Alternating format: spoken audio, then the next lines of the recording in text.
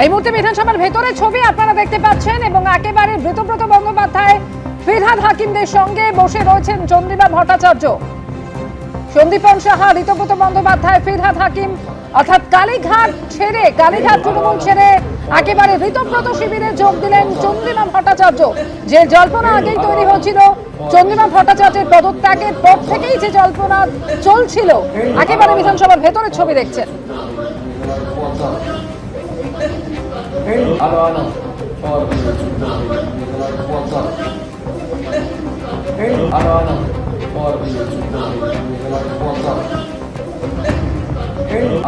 ঋতব্রত বন্দ্যোপাধ্যায়দের সঙ্গে বৈঠক করছেন চন্দ্রিমা ভট্টাচার্য। অনির্বাণ বিশ্বাস আমাদের সঙ্গে রয়েছেন।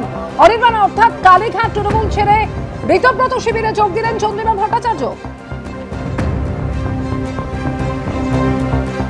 দেখো, এখনো সেটা সরকারিভাবে বলার জায়গায় আসেনি, তবে যেভাবে আজকে চন্দ্রিমা ভট্টাচার্যকে একেবারে সন্দীপন সাহারা এই বিধানসভার গেট থেকে সেখান থেকে অভ্যর্থনা জানিয়ে ভেতরে নিয়ে গেলেন, তখনই কিন্তু একটা বিষয় স্পষ্ট হচ্ছিল যে হয়তো এবার তিনি চন্দ্রিমা ভট্টাচার্য কালীঘাট পন্থী বা মমতা বন্দ্যোপাধ্যায় পন্থী শিবির থেকে নাম উইথড্র করে এবার তিনি হয়তো ঋতব্রত বন্দ্যোপাধ্যায় বা সন্দীপন সাহাদের যে শিবির সেই শিবিরে যেতে পারেন। এবং ইতিমধ্যে যে ছবি আমাদের কাছে বা ভিডিও এসে পৌঁছেছে তাতে পরিষ্কার দেখা যাচ্ছে যে বিরোধী দলনেতার ঘরে একদিকে সন্দীপন সাহা, একদিকে ফিরহাদ হাকিম, উল্টো দিকে চেয়ারে একেবারে বসে রয়েছেন চন্দ্রিমা ভট্টাচার্য এবং তার ছেলে সৌরভ বসু, তিনিও কিন্তু একই জায়গায় রয়েছেন।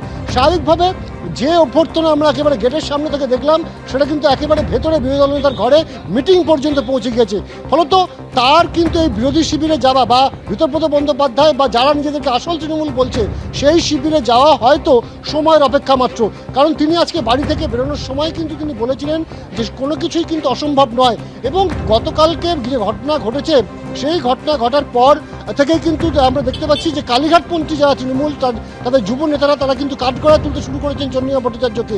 তাদের বক্তব্য ছিল যে গতকাল যখন তিনি বসে রয়েছেন মেট্রোপলিটনের তৃণমূল ভবনে, তখন যখন ঋতব্রত বন্দ্যোপাধ্যায়রা ভেতরে প্রবেশ করলেন সেই সময় তিনি কেন সেখানে বসে থাকলেন না, কেন তিনি সেখান থেকে ফোন করে সবাইকে ডাকলেন না, তিনি কেন উঠে বেরিয়ে চলে গেলেন, এই জায়গাতেই কিন্তু তাদের প্রশ্ন তুলছেন। এবং তাদের প্রশ্ন তোলার যুক্তি এইটাই যে এর আগে 22 তারিখ, গত মাসের 22 তারিখ নভোটেল হোটেলে সেখানে কিন্তু দেখা গিয়েছিল যে ঋতব্রত বন্দ্যোপাধ্যায় পন্থী যে তৃণমূল কংগ্রেস তাদের যে তৃণমূল তারা একটা স্পেশাল সেশন করেছিল, যেখানে তারা ন্যাশনাল ওয়ার্কিং কমিটি তৈরি করেছিল। সেই স্পেশাল সেশনে কিন্তু উপস্থিত ছিলেন চন্দ্রিমা ভট্টাচার্যর ছেলে। ফলত সেখান থেকে কিন্তু একটা প্রশ্ন ঘুরছিল যে ছেলে পৌঁছে গিয়েছেন ঋতব্রত বন্দ্যোপাধ্যায় শিবিরে, মা রয়েছেন কালীঘাটপন্থী বা মমতা বন্দ্যোপাধ্যায় পন্থী শিবিরে। এবং আজকে যে ছবি দেখা গেল যে একেবারে ঋতব্রত বন্দ্যোপাধ্যায়দের তরফ থেকে সন্দীপন সাহারা এসে সাদরে অভ্যর্থনা জানিয়ে নিয়ে যাওয়া হলো বিরোধী দলনেতার ঘরে এবং এই মুহূর্তে সেখানে বৈঠক চলছে। ধন্যবাদ অনির্বাণ তোমাকে। এবিপি আনন্দ, এগিয়ে থাকে, এগিয়ে রাখে।